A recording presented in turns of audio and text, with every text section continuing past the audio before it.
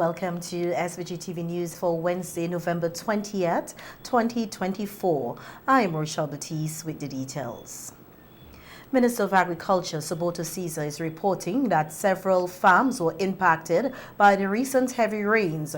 Over the next 2 days, assessments will be carried out by agricultural officers. The minister is urging all farmers to assist with the process. The extension officers in the Ministry of Agriculture, the data collectors will be moving around the different agriculture districts and zones. And if you're a farmer affected, you probably lost an animal, washed away. I know that some persons had landslides that covered up their production. Right. One particular farmer said he lost close to 2 acres of ginger. A landslide came down, basically covered everything, and where it was covered, you can't use an equipment to salvage anything. So we will expect for these reports to be tabled at the closest agriculture station, and the extension officers, of course, will be able to take the reports.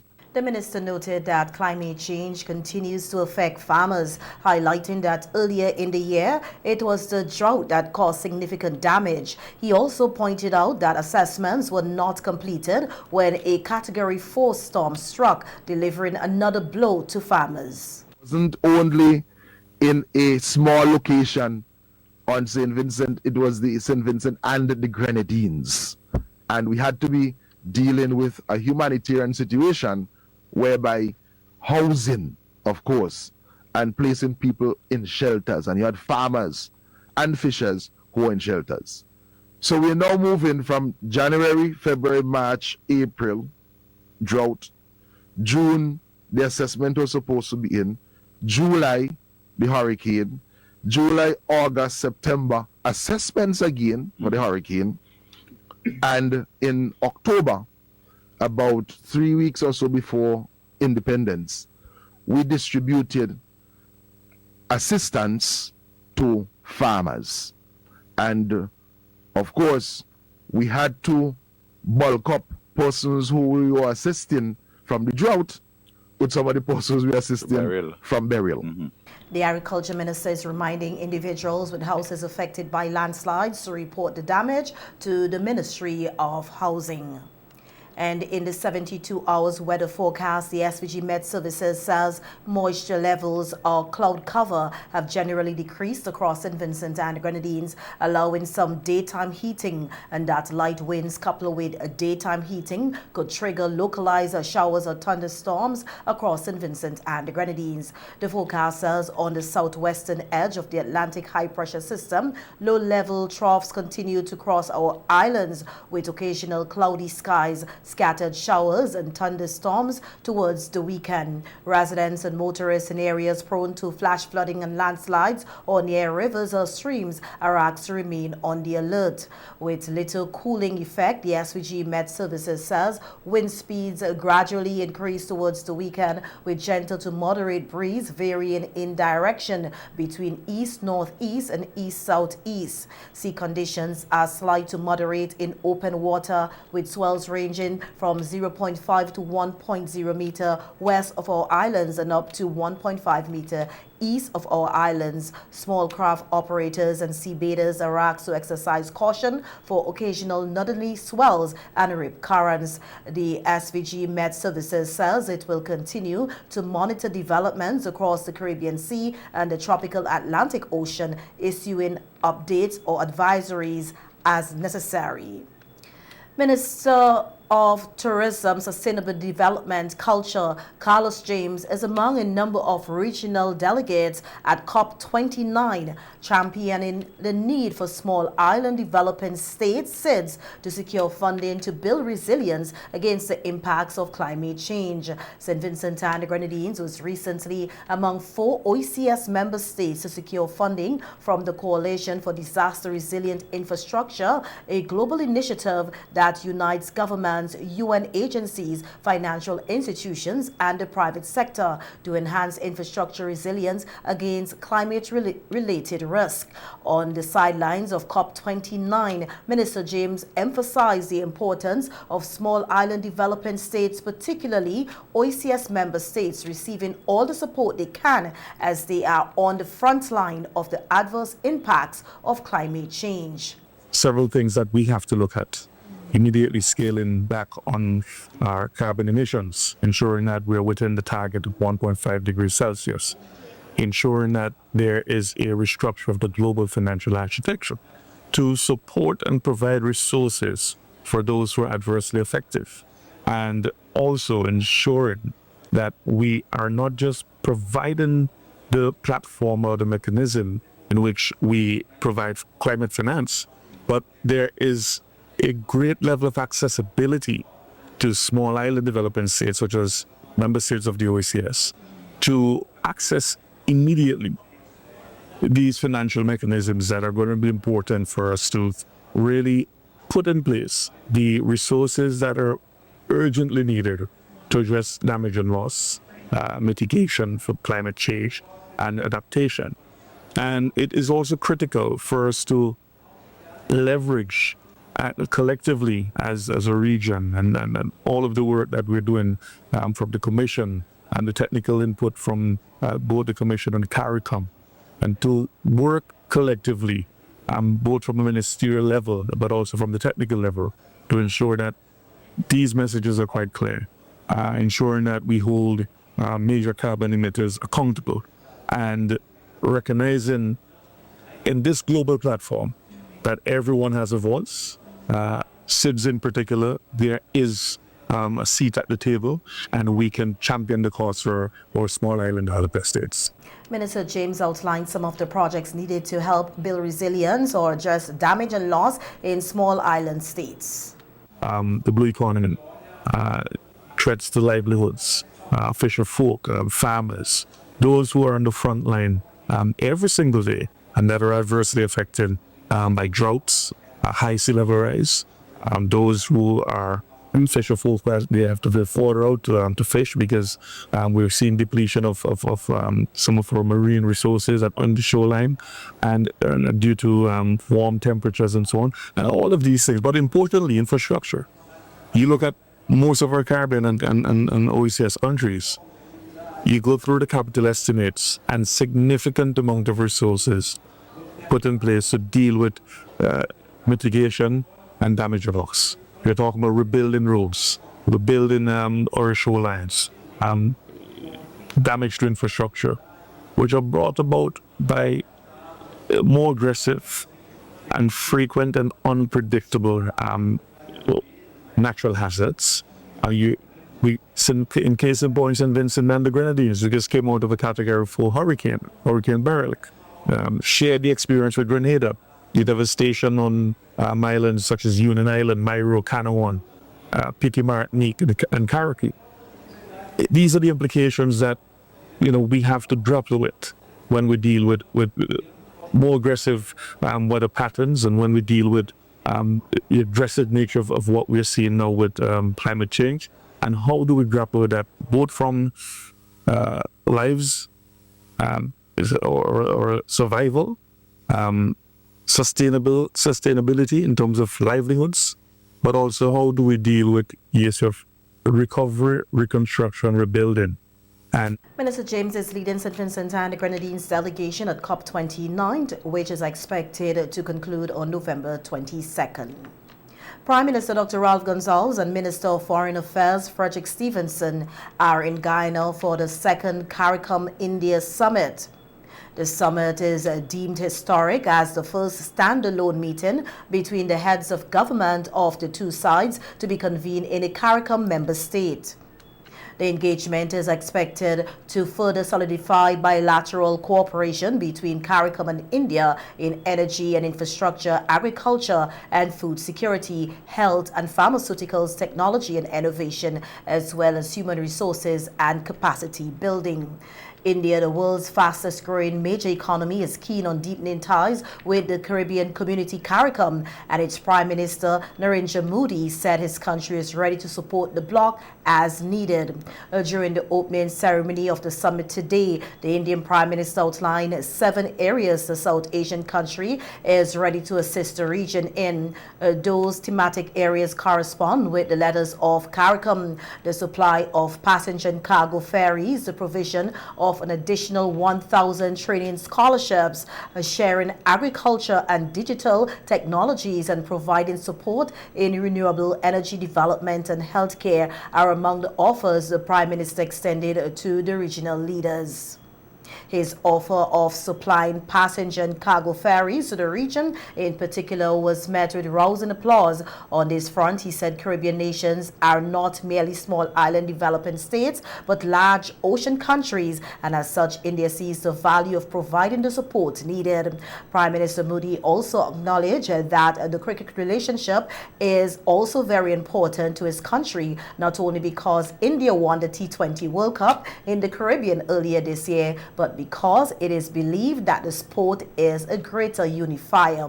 Modi said India is ready to provide training for women cricketers drawn from across CARICOM. Guyana's President Dr. Irfan Ali and his regional colleague Grenada's Prime Minister Deacon Mitchell and current chairman both expressed gratitude for India's support over the years.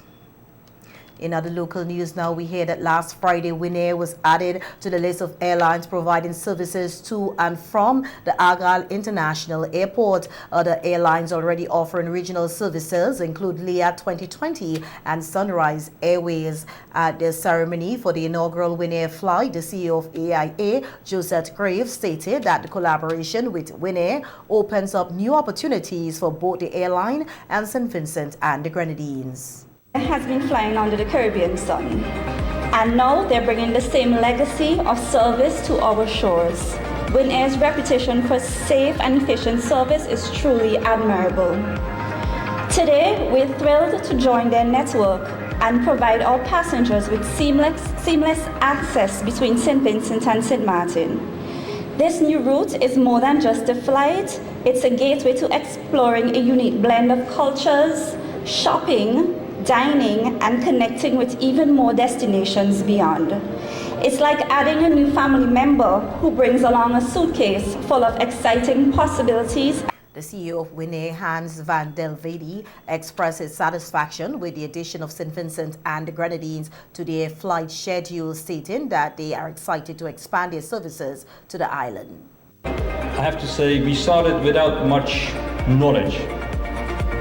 I won't say much to our surprise, but 2 months after we opened sales, we came here with 30 passengers and back we're full. Second flight on Tuesday, fully booked. Christmas, sorry guys, can't book anymore, fully booked. So, so far a very great start for this route. And as mentioned, of course, it's a two-way street. It's quite some visiting friends and family.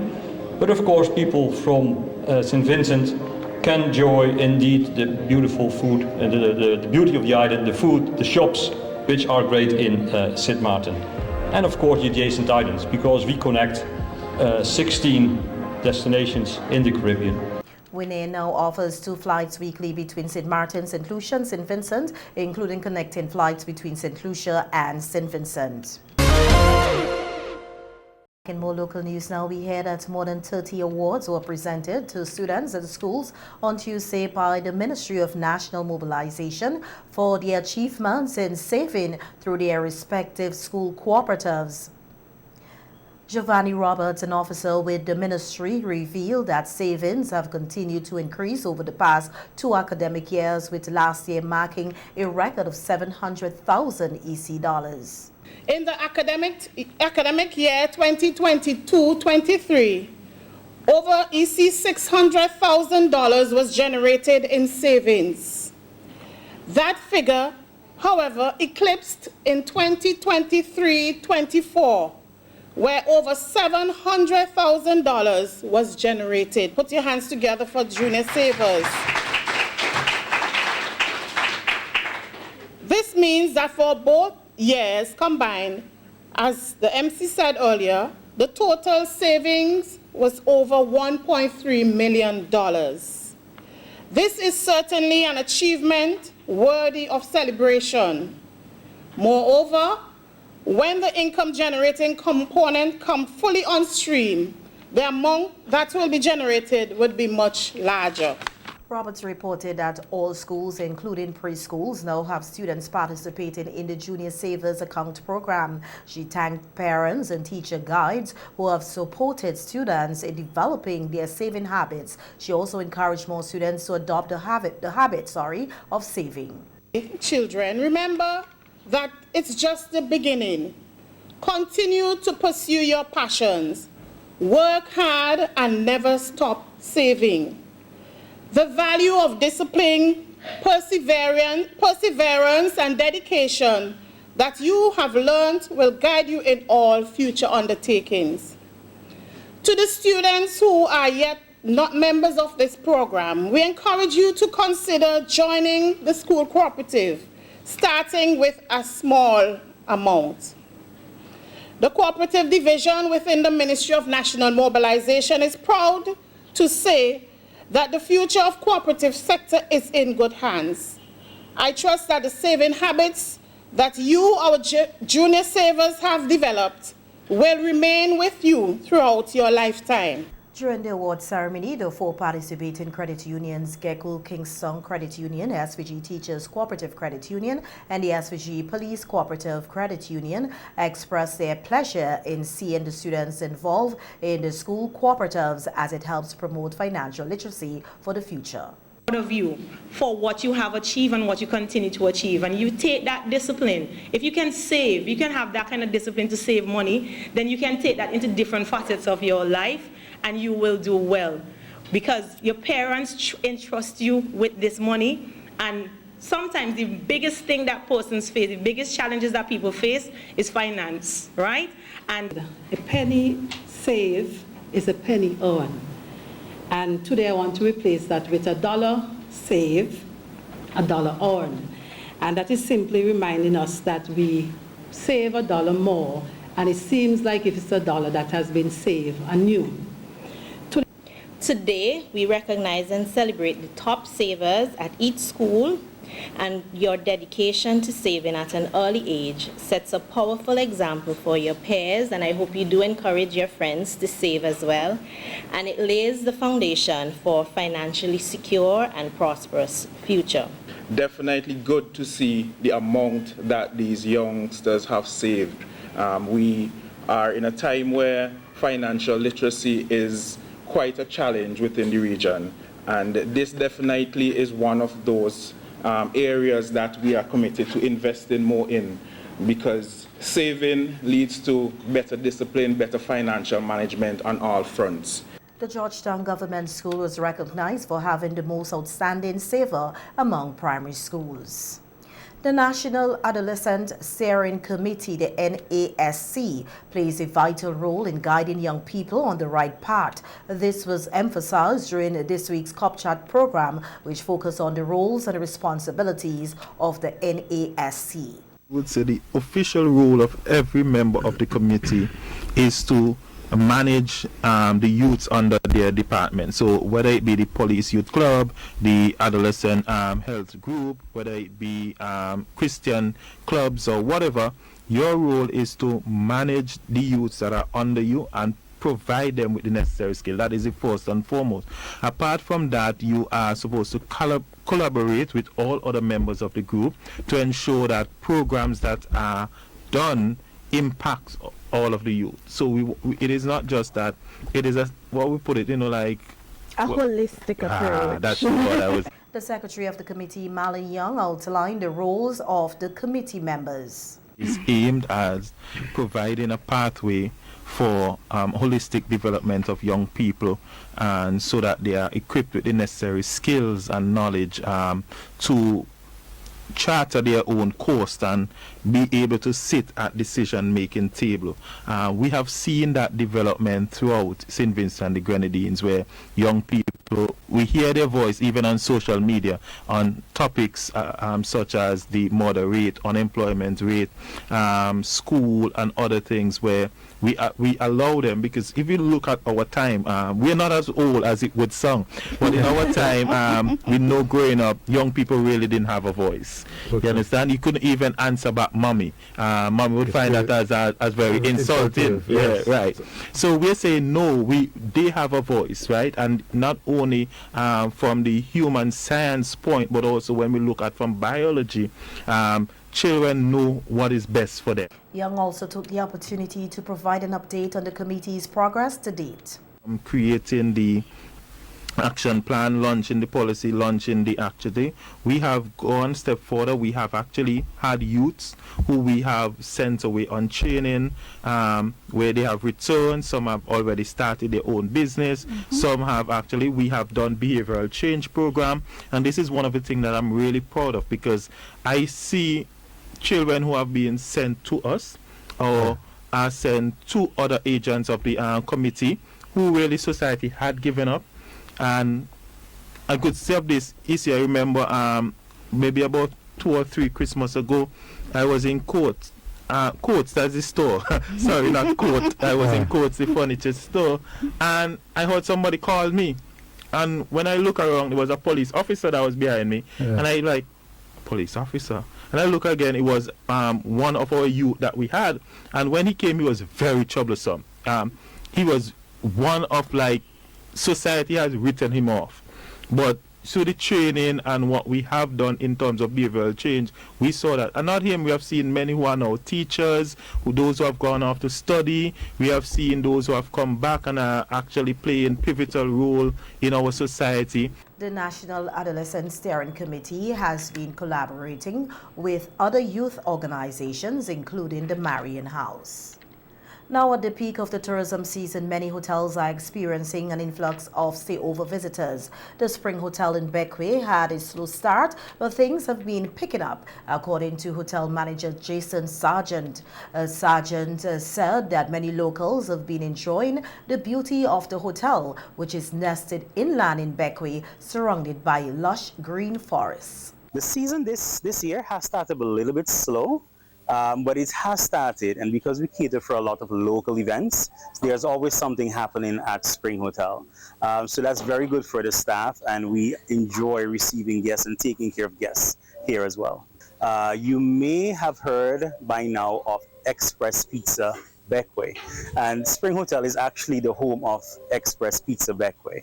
So you log on to our website, you make your order, and we make your delivery. So that's something quite exciting to Bequia, and the staff, they're very happy to serve not only persons that physically visit us here, but also we can take part of Spring Hotel to them as well.